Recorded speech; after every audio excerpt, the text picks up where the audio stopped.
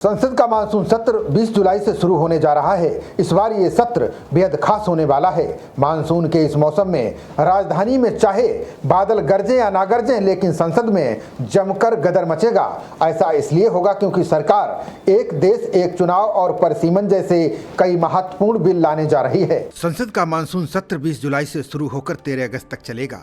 भारत सरकार की सिफारिश पर राष्ट्रपति द्रौपदी मुर्मू ने संसद के आगामी मानसून सत्र 2026 को बुलाने की औपचारिक मंजूरी दे दी है।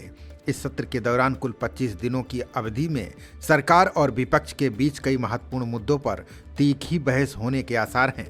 इस बार सरकार कई ऐतिहासिक और बड़े बदलावों से जुड़े विधेयक पेश करने की तैयारी में है, जिससे संसद के अंदर जबरदस्त सियासी गदर मचना तय है। इस सत्र में सरकार सबसे बड़ा सियासी दांव देश की लोकतांत्रिक व्यवस्था पर लगाने जा रही है। चर्चा है कि इस बार विवादास्पद परिसीमन विधेयक को संसद के पटल पर रखा जा सकता है। इसके अलावा महिला आरक्षण अधिनियम संशोधन विधेयक और 131वें संवैधानिक संशोधन विधेयक को भी दोबारा सदन में पेश करने की प्रबल संभावना है। इस कानून का मुख्य मकसद संसद और राज्यों की विधानसभाओं में महिलाओं के लिए 33% कोटा सुरक्षित करना है। इसके अलावा इस सत्र का सबसे धमाकेदार और संवेदनशील मुद्दा 130वां संशोधन विधेयक होने जा रहा है। इस विधेयक के अनुसार कोई भी प्रधानमंत्री, मुख्यमंत्री या मंत्री जेल में रहते हुए पद पर नहीं रह सकेगा। गिरफ्तारी के 30 दिनों के भीतर जमानत न मिलने पर 31वें दिन उसका पद अपने आप खत्म मान लिया जाएगा। ये कानून पास होने के बाद सलाखों के पीछे से सरकार चलाने की कोशिशों पर हमेशा के लिए लगाम लग जाएगी। सरकार इस सत्र में एक राष्ट्र एक चुनाव विधेयक को भी मजबूती से आगे बढ़ाने की तैयारी में है।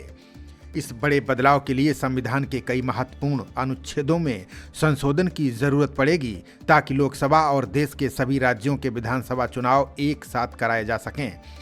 इस प्रस्ताव पर पहले से ही देश के तमाम राजनीतिक दलों के बीच वैचारिक जंग छिड़ी हुई है, जो इस सत्र में और तेज होगी। इसके अलावा सरकार अन्य महत्वपूर्ण विधेयकों को भी इस सत्र में पास कराने की तैयारी में है। इसमें सुप्रीम कोर्ट के न्यायाधीशों की संख्या में बढ़ोतरी, उच्च शिक्षा को बेहतर बनाने के लिए विकसित भारत शिक्षा अधिष्ठान जैसे कई विधेयक शामिल हैं। दूसरी ओर विपक्ष भी संसद सत्र से पहले 16 जुलाई यानी कल 19 दलों के साथ बड़ी बैठक करने जा रही है। बैठक में सरकार को घेरने की रणनीति तैयार की जाएगी। ऐसे में माना जा रहा है कि मानसून सत्र काफी हंगामेदार रहेगा। सत्र में विपक्ष को पेपर लीक और परीक्षा विवाद, विपक्षी दलों में तोड़फोड़ और राम मंदिर चढ़ावा चोरी जैसे मुद्दों को लेकर सरकार को घेरने की तैयारी में है। एक देश एक चुनाव संबंधी विधेयकों पर गठित संयुक्त संसदीय समिति यानी जेपीसी के अध्यक्ष पीपी चौधरी ने बड़ा बयान दिया है। उन्होंने कहा कि देश में 2029 में लोकसभा और राज्य विधानसभाओं के चुनाव एक साथ होंगे। सिविल सोसाइटी लोकसभा और राज्य विधानसभाओं के चुनाव एक साथ कराने के पक्ष में है। बता दें कि पीपी चौधरी की अगुवाई में जेपीसी गोवा पहुंची थी। यहाँ उन्होंने कहा कि अगर ये प्रक्रिया देश में लागू हुई तो बार बार होने वाले चुनावों से होने वाले अनुमानित 7 लाख करोड़ के आर्थिक नुकसान को रोका जा सकेगा। अब इससे अहम सवाल ये है कि इन विधेयकों को पारित कराने के लिए संसद में संख्या बल कहां से आएगा।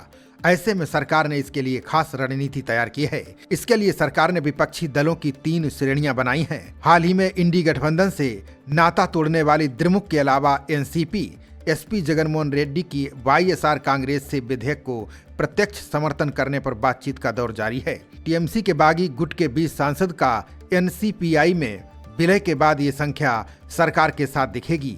वहीं शिवसेना यूबीटी के 6 सांसदों के एकनाथ शिंदे की शिवसेना में शामिल होने के बाद सरकार को 28 मतों का और जुगाड़ करना होगा। वहीं द्रमुक के 22, एनसीपी एसपी के 8 और वाईएसआर कांग्रेस के 4 सांसदों ने विधेयक का समर्थन किया तो सरकार की परेशानी दूर हो जाएगी। बता दें कि मोदी सरकार ने यूपीपीएल और जेडपीएम के 4 सांसदों को पहले ही साध लिया है। इस पर कांग्रेस नेता पी चिदम्बरम ने बड़ा दावा किया है। उन्होंने कहा कि भाजपा एनसीपी, एसपी और द्रमुक का समर्थन हासिल करने की कोशिश कर रही है। उन्होंने दोनों दलों से इन विधेयक का विरोध करने की अपील की है। खबरों का सिलसिला जारी रहेगा। देखते रहिए जनप्रवाद। नमस्कार।